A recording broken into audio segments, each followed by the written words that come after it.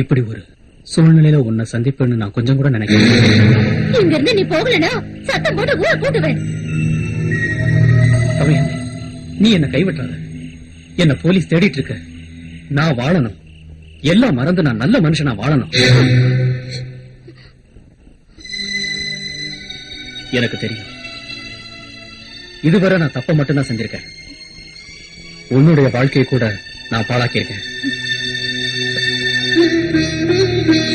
சாமி தியானத்துல இருக்காரு. 3 நாள் கழிச்சுதான் கண்ணு திறப்பாரு. சாமியா? அடிச்சு மூஞ்சி இஞ்சிலாம் பேத்து போடுவேன். 3 நாள் சொல்லி அவனை தப்பிக்க விடலான்னு பாக்குறியா? அனுப்பி அவனை. வேண்டாம் வல்லப்பா, சாமிய பழிக்காத. அவன் சாமி இல்ல, ஆசாமி. வெளியே அனுப்படி, இல்லனா நான் உள்ள வந்துருவேன். நீ மட்டும் தனியாவா? நீ ஏன் தாண்டா? நம்பிக்கை இல்லல்ல, நீங்க பாக்கணும் அவ்வளவுதானே? இதோ பாருங்க.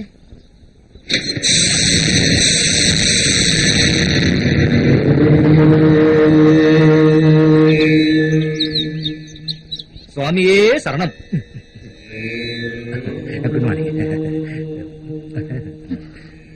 இப்ப நம்புறீங்களா? உங்க எல்லார் கண்ணும் திறந்துடுச்சா? 3 நாள் கழிச்சு சாமி உங்களுக்கு தரிசனம் தருவாரு. இப்ப நீங்க போகலாம்.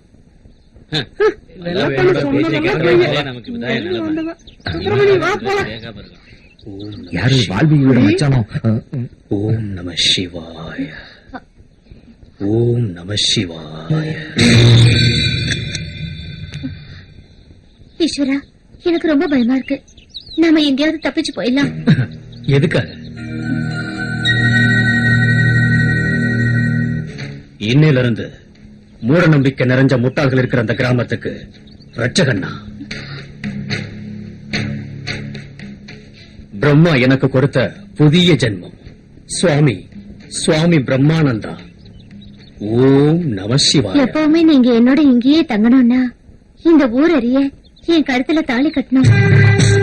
சாமியார் வேஷம் போட்டு நான் என்ன பொய் சொன்னாலும் இந்த ஊர் ஜனங்களுக்கு அது உண்மையாதான் தெரியும். அப்ப சாமிகளுக்கு இதுதான் எனக்கு எப்பவும்